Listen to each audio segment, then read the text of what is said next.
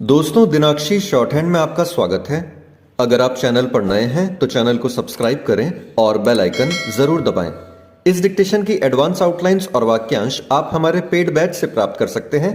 हमारे paid batch में आपको प्रतिदिन सभी डिक्टेशंस की एडवांस आउटलाइंस और वाक्यांश दिए जाते हैं। इसके अलावा कुछ ऐसी डिक्टेशंस जो केवल पेड मेंबर्स को ही प्राप्त होती हैं। हमारे पेड बैच के बारे में संपूर्ण जानकारी प्राप्त करने के लिए और हमारे बैच को ज्वाइन करने के लिए आप डिस्क्रिप्शन बॉक्स में दिए गए मोबाइल नंबर पर व्हाट्सएप कर सकते हैं। इस डिक्टेशन की डेमो आउटलाइंस आप हमारे टेलीग्राम ग्रुप से प्राप्त कर सकते हैं। तो चलिए डिक्टेशन को स्टार्ट करते हैं। डिक्टेशन 5 सेकंड बाद स्टार्ट होगी। Ready, start.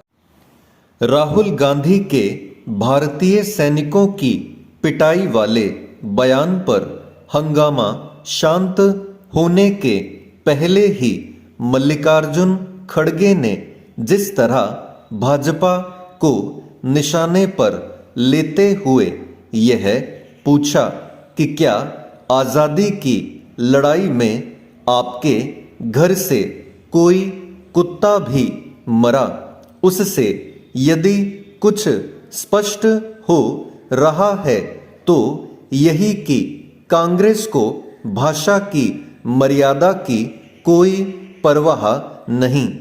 खड़गे का यह बयान केवल एक अरुचिकर बयान ही नहीं है, बल्कि स्वतंत्रता संग्राम में कांग्रेस से इतर बलिदान देने वालों का निरादर भी है। निसंदेह कांग्रेस ने स्वतंत्रता संग्राम का नेतृत्व किया, लेकिन इस संग्राम में देश के सभी वर्गों के लोग शामिल थे और उन्होंने भी बलिदान दिया। पता नहीं क्यों कांग्रेस यह सिद्ध करने पर तुली रहती है कि आज़ादी की लड़ाई में केवल उसके लोगों का ही योगदान था। यह एक संकुचित दृष्टिकोण है। यह किसी से छिपा नहीं कि कांग्रेस गांधी परिवार के बाहर लोगों को वह मान सम्मान देने से सदैव कतराती रही है जिसके वे हकदार हैं। यह विचित्र है कि मल्लिकार्जुन खड़गे को देश की एकता के लिए कुर्बानी देने वालों में केवल इंदिरा गांधी और राजीव गांधी का ही नाम याद रहा। वह कांग्रेस के वरिष्ठ नेता ही नहीं, उसके अध्यक्ष भी हैं। कम से कम उन्हें तो भाषा की मर्यादा का ध्यान रखना ही चाहिए। क्या अलवर में उन्होंने जो कुछ कहा वह सभ्य शालीन तरीके से नहीं कह सकते थे?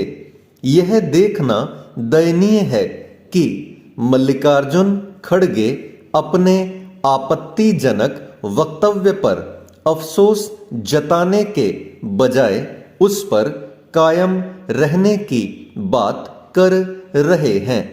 यदि कांग्रेस अध्यक्ष के रूप में वह इसी तरह की भाषा का उपयोग करेंगे तो फिर अपने उन नेताओं को प्रोत्साहित ही करेंगे जिन्होंने चंद दिनों पहले प्रधानमंत्री नरेंद्र मोदी की हत्या के लिए तत्पर रहने वाला बयान दिया था। मल्लिकार्जुन खड़गे की भाषा से यही स्पष्ट हो रहा है कि कांग्रेस अध्यक्ष के रूप में वह कोई नया विमर्श खड़ा करने के बजाय राहुल गांधी की शैली वाली राजनीति करना ही पसंद करेंगे। राहुल गांधी भाजपा संघ पर निशाना साधने के लिए न केवल स्वतंत्रता सेनानी वीर सावरकर का अपमान करते रहते हैं, बल्कि समय समय पर प्रधानमंत्री नरेंद्र मोदी को भी नीचा दिखाने के लिए उनके विरुद्ध अभद्र भाषा का इस्तेमाल करते हैं।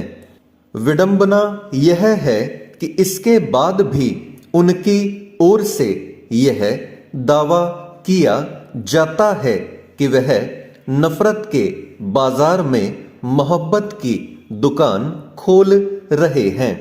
क्या मोहब्बत की दुकान इस तरह खुलती है कि राजनीतिक विरोधियों के प्रति अशालीन अपमानजनक भाषा का उपयोग किया जाए? राहुल गांधी हों या मल्लिकार्जुन खड़गे, वे अपनी बात मनचाहे तरीके से रखने के लिए स्वतंत्र हैं, लेकिन उन्हें यह आभास हो तो बेहतर कि भाषा की मर्यादा के उल्लंघन से कांग्रेस का भला नहीं होने वाला। चेंज। घने कोहरे में 100 से अधिक वाहनों का उत्तर प्रदेश की सड़कों पर टकराना और उनमें कई लोगों की मौत एक तरह से उन लोगों को चेतावनी है जो यातायात नियमों की अनदेखी करने के साथ ही अपने वाहनों की गति पर नियंत्रण नहीं रखते। कोहरे की वजह से दुर्घटनाएं होती हैं। यह कहना एक तरह से गलत है, क्योंकि सर्दी में तो कोहरा होता ही है, लेकिन जो लोग सचेत रहते हैं उन्हें इससे कोई समस्या नहीं होती। अधिकतर दुर्घटनाएं उन्हीं लोगों के साथ होती हैं जो दृश्यता कम होने के बावजूद तेज गति से वाहन चलाते रहते हैं। इस वजह से खुद को तो खतरे में डालते ही हैं, दूसरों की भी जिंदगी दांव पर लगा देते हैं। दृश्यता जब लगभग शून्य हो जाती है तो यात्रा जारी रखना खतरनाक हो सकता है।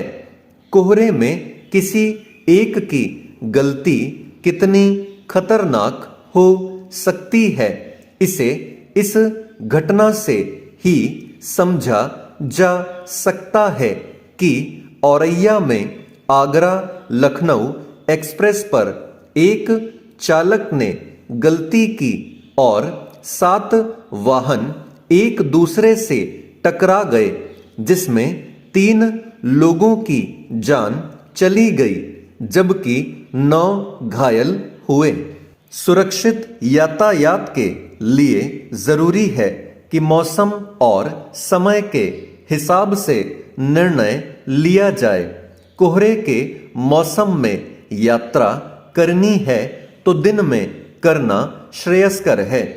रात में कोहरा घना होता है और दृश्यता कम होती है, तो कहीं रुक जाना ही समझदारी है। रात में आमतौर पर सड़कों पर भारी वाहन होते हैं और उनमें बहुतों में फॉग लाइट नहीं लगी होती तथा वे गति पर भी नियंत्रण नहीं करते।